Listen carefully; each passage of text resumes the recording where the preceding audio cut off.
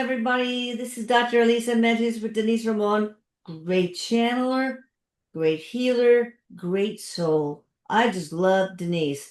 You guys Oh, can check her out in the information box below. Her link is there and other pertinent information. Before we start, I would like to remind you guys to check out Vitalith MD. I've already gotten so many positive feedback. Now that it's been like 3 weeks, hmm some people have been on it for a couple of days, a couple of weeks, etc. And the feedback has been wonderful. And I want you to get that wonderful experience. It's something you're supposed to have in your body. And nutritional lithium is just the mineral. It's not lithium carbonate like psychiatrists use. So it's perfectly safe. And no drug interactions. You can take it with all your medications.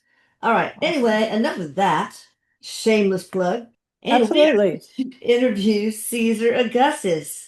Hi, Eric. You gonna help us? I love you, sweetheart. He says, "Hi, Mom." He said, "I love you." He's ready for this. It's like he's digging in the dirt, digging in the rocks. I don't know why. Um, Okay. so he's just messing around with that. So we'll That's see funny. what I know. When you were a little boy, you used to love to play in the dirt and water and all that stuff. Yeah, so that Okay. makes sense. All right, Caesar Augustus, 63 BC to 14 AD, also known Wow. as Octavian, was the founder of the Roman Empire. Well, that's a big deal here. He came to power in 31 BC after a period of political unrest following the murder of his uncle Julius Caesar. Uh-oh. He reigned as the first legitimately recognized Roman Empire from 27 BC until his death. The reign of Augustus initiated an imperial cult as well as an era of imperial peace, Pax Romana, Pax Augusta, in which the Roman world was largely free of armed conflict. That's nice. Augustus's reign is seen as a turning point in Roman history, marking the transition from the Republic to the Empire. He died at the ripe old age of 75. That's pretty good back then, probably Yeah. from natural causes. He was succeeded as emperor by his adopted son, Tiberius, Livia's son and former husband of Augustus' only biological child, Julia. Hmm. All right. Is he here? What does he look like? Eric says he is here. He feels like I want to say an average size man is what I feel like maybe I say average. To me, the average is like 5'9", around like that, Okay. like between 5'8" and 5'10", something around like that. He feels, yeah. Um, he, you know, he's dressed, I guess, in his Roman clothes, the way he's Okay. dressed Like a with the toga? sand, yeah, with the Uh-huh. sandals. And thank you for saying toga, because I was in my head, I was saying dress, and he wasn't agreeing with that. Yeah. So the toga, and he's telling me the reason why we wore these kinds of things because they didn't have the equipment back then to make pants and stuff like Oh, I we see. have now. Yeah. So that's one of the reasons he said. But yeah, Well, you he's rocked the toga. Don't worry about it. You rocked it. All right, let's go for some questions from the community. What's it to call you? Caesar Augustus, I guess? he says you can call me Caesar. It's good. That's Okay. good. Yeah. How do you view your life and reign now that you see it from the afterlife? You know, he of course he sees how everything happened um Yeah. as it was supposed to, but the way he shows me, he was dealing with like a puzzle with no picture to go by. So Mm. I feel like this was like he had no followers, no one that he followed in their footsteps to go by and stuff. And he said, so, he feels good about it, but I also feel like he's living or not that long ago had lived again in this, like within the Oh, last 100 years, I feel like. Um, as somebody that we might know? um, I don't feel like nothing famous. I don't feel like Okay. anything famous. And he says, and there's reasons why we choose to not have a spotlight on us, and some do, because when we don't have a spotlight on us, we can do more work. Mm. Um, so, for him, though, he says he feels like he did well. Is there things he could have done different? He says absolutely, but he says he says nobody had a map to follow, you Yeah, know? you were just like making it up as you went along, kind of, huh? Is that what you're saying? Well, he Like said, yeah, but he said, trying to figure it out like all by yourself? they didn't have the experiences, so to speak, to do things much different, Yeah, because people weren't doing the things back then that they do things now. They yeah, didn't have things that were going on right. like now back then. But he says we still had people that we had to incarcerate. We still had people that were doing things again, were morally incorrect. Oh And yeah. so we had to take care of that. Mm, I don't feel like how they took care of it all the time was how we would take care of things. I feel like a lot of their answers to things was solutions, as he says, when people were doing things outside of the morale compass or the law compass, right. whatever they considered law. I just don't feel like they didn't build prisons, he said, like Well, that. they They just kill just, them? yeah. Oh, okay. Save space. Real estate. Did you ever doubt, did you ever doubt your destiny to rule Rome? It sounds like you're expressing some of that doubt already, a little bit, maybe. He says it was a lot of pressure, Mm, because everybody was looking at you for the answers. And he said that he was a very intelligent man, very logical, he yeah, says, but it still was uncharted territories. right. And then getting people on board, he says, was real hard, because they were bringing in a democracy, he says, that were shifting and changing, and a lot of people didn't like it. So I feel like he had to bring people, go out and get people to be on his, like Erik says, like his cabinet or something, to help him with this, because he couldn't And do it all by himself, he said. it's like what Congress is going through right now, trying to convince each other this or that. Uh, Right. did you truly intend to end the Roman Republic, or was it an evolution you just couldn't prevent?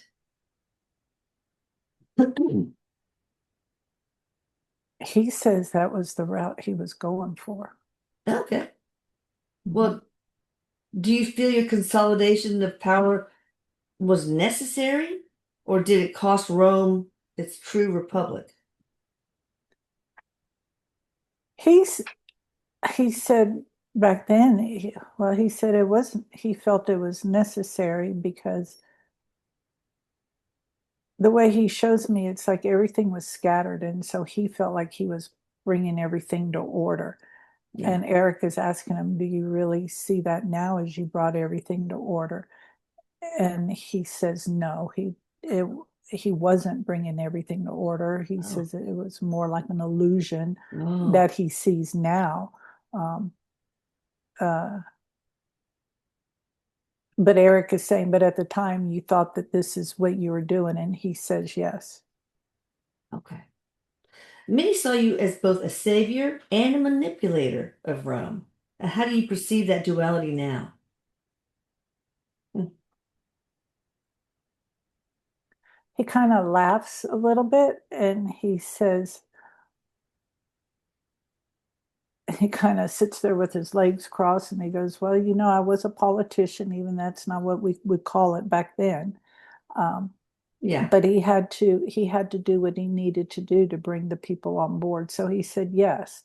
Um, but Erik is asking him, but were you a manipulator, like to like con people out of stuff? And I don't, he's saying no, he wasn't that. Um, but sometimes he promised you, he's saying 20 cows and you only got 5 because Okay. he needed you to bring stuff. And when he's telling me with those, he says we did a lot of bartering back then. Oh, okay. Interesting. So who was truly in control during your reign? Was it there a deep state like there is now, or some hidden power structure influencing the empire? He says he always believed that he was. I do feel like there were, how Erik and him both are showing me, there were people who didn't care for him Oh, and were trying to get things different. But mm. I feel like this guy, this Caesar guy, like he could really see through things the way he's showing me Was he that psychic? Like gifted? I really feel like that he was. And when I'm asking, he says, we just didn't have as much clutter as he says, as you would say, we didn't have as much clutter. Oh, We were more in tune to the earth, he said, into things. Um, and so we did pay attention to what was going inside because we didn't have all the distractions. technology, like we Yeah, have yeah, today to wonder if this is safe, this person's spying. And I do feel like he wasn't. I also get the feeling he was very on. He showed me he was a very humanitarian type person oh, so a also, good guy, huh? and I also feel like he had a soft heart for children. Oh, Um, because he says that it was common to see orphans, mm, and I feel like he had a soft place for that, how he's okay. showing me. Did you help Yeah. them? Of course, he said, of course. Oh, that's Yeah, he good. said feeding them and, Yeah, um, shelter wasn't as a big of a deal like I guess for us now because there was always some place where they could go sleep under yeah, and Erik says weather conditions were a little different. yeah. Oh, how so? A little warmer, a little more It habitable. just wasn't so sporadic, like one Oh, day this, and it just he showed me it didn't go like this. It was pretty calm. You could oh, easily predict how okay. things were going to Well, be. that's helpful. Would you like to clear up anything historians may not have gotten 100% correct about your life or your reign? Well, he says,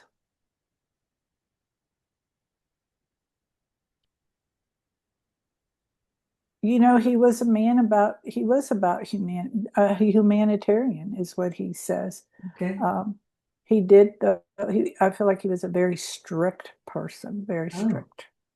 so a And kind heart but strict.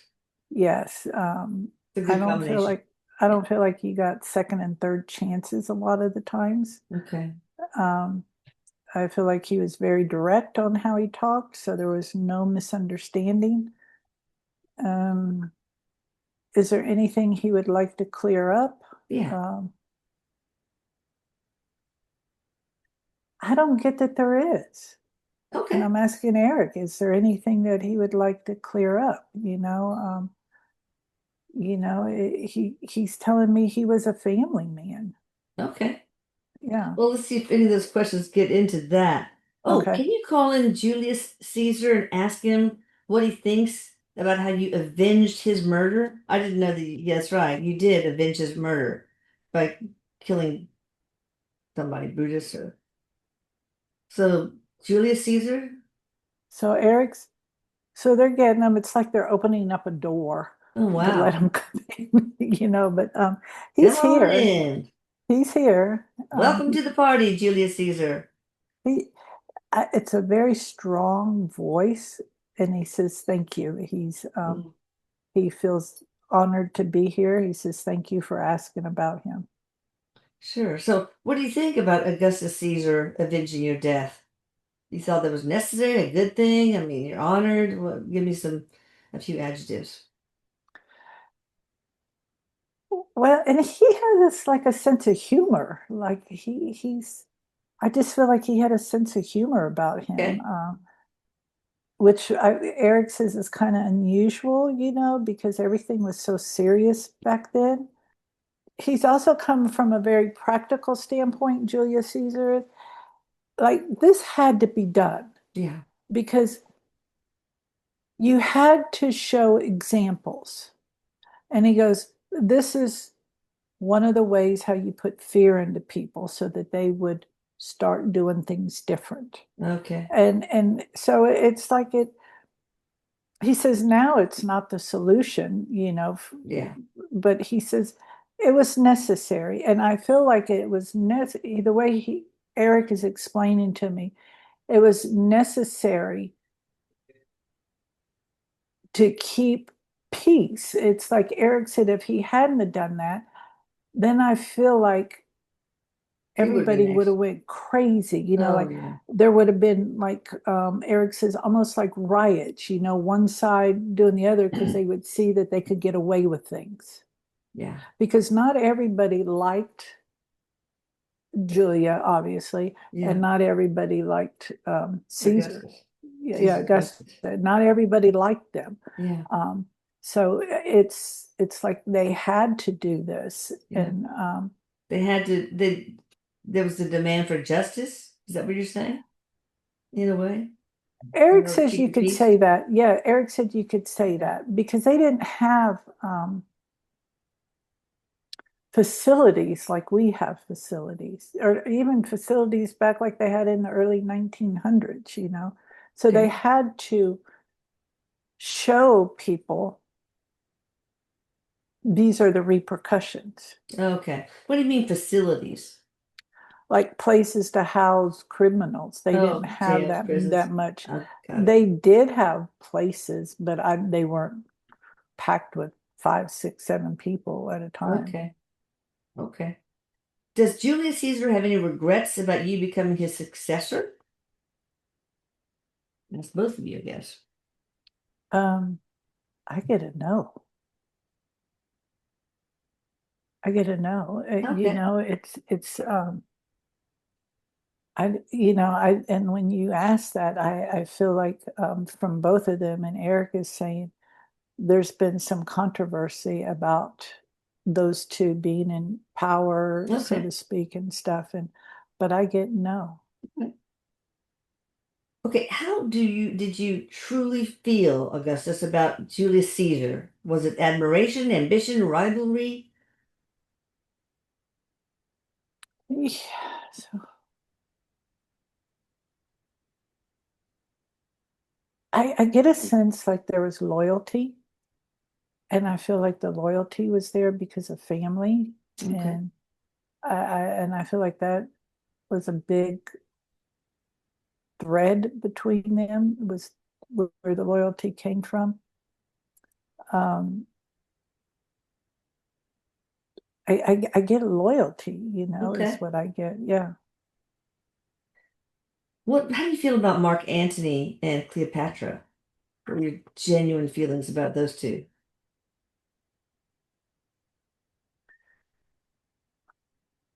So I personally don't know anything about them, No, me neither. but We're winging it too. I feel like the how Eric is showing me and how he's bringing it to me that I just don't feel like they were very honest people. Oh, hmm. And I just don't think that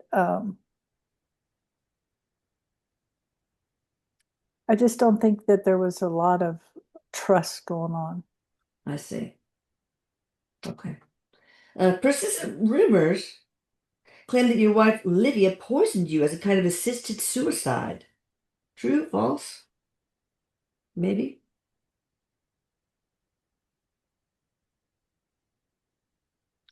He says there was a lot of that going on back then. Yeah, there was. A Hemlock. lot. Yeah, Yeah, he's because they good didn't stuff. have the guns and stuff Mm, like we do, yeah. so they used what they did have. Did she help him with his assisted suicide? I hear laughter and I'm hearing yes. Wow. Why would you want to die? Were you I don't alien? feel like he wanted to die. I just feel like, he just knew it was coming to an end, he says. And So when he I just was asked him that, ready to die? Is that what you're talking about? um,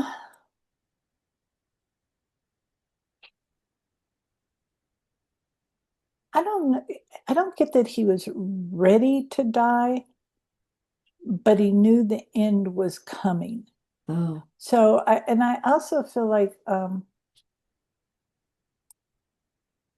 Erik says it's kind of like, a Dr. Kevorkian thing where you have an yeah. assisted death type thing to help you with that. And I feel like that's what it was, Okay. to help with that. So I don't get that he nor Erik views it as an assisted suicide. I just feel like it was an assisted Were you helping. poisoned though? He said, yeah, there was stuff in there that was going to make sure, and Oh, so whatever it was, Livia he says, poisoned you and you knew about it. he didn't know exactly when, he Oh, says, but I knew it was going to be one day. And that was the arraignment that he said that they made, that oh, this is what would happen. But it's like Erik says, they just weren't told when it was going to happen. hmm. I don't understand why you would want to do that if you didn't want to die. Just because you knew death was coming. Beat it to the punch? Haha, death, I won. I'm asking him, like, well, why would you? Um, he tells me it's better to go out that way Oh, than to go out a way where they kick you out, oh. go in exile, or you have to be, it's he Erik tells me it's more of an ego thing. So there was a threat of you losing your title, something like that, and that I would be feel like there shameful. was. Okay, Yeah, that makes because sense, sort they of. were, yeah, I really get that. And I'm Okay, asking him, was it because of your age? And he says that was a big part. yeah, that's old for them. Who was your true soulmate in life? Let's ask just a couple more questions after this, and we'll stop and start part two. So was he married twice? Because he says his first wife. I don't know. I guess so then. So your I don't first know. wife was He your said, yeah. hmm, But interesting. they didn't have marriages, he said, like we do, where Yeah. they didn't have that kind of stuff. Okay. All right. Interesting. Yeah. What kind of father and husband do you feel you were? You had an adopted child. Very authoritative. He says, hindsight and seeing how you ought to interact or should interact, whatever you want. I just don't feel like he did have love for children, though. He had Yeah. a heart for Yeah. children, but he just wasn't the playful kind of Oh, just father a where he, disciplinarian that loved yeah, it's children, like, loved children. and the money maker, the ones that sought and kept the order in place, Oh, it was okay. very much a male dominance. Did love ever influence your decisions? Or was it always strategy you used? Just plain logical strategy? And I'm not sure if they're talking about your parenting or what, but well, let's just see what we get. Well, he says, um, with parenting, I feel like he turned his head to a lot of things because he could, because of the status he was in, Yeah. and he left that for other people to work with or deal with or take care of. Um, but also everybody knew what they could and couldn't do. So I Mhm. feel like the way he says that, it's like people real careful of what would get back to him. Oh, wow. Um, Now, would he strategize and everything? He said, "Of course I did." He Okay, said, "You have versus to think." love. Use more He strategy than love in your decisions. he said he says yes, you had to Okay. for protection. Oh. All right, that will do it for part one. People, please hit the subscribe button and the notification button. Of course, the thumbs up. Check out Denise Ramon in the description box below. Thank you, Augustus Caesar. Who's Augustus? Caesar Augustus and Julius. Thanks for popping by. Appreciate it. And thank you, Eric. Love you all. Love you. Bye.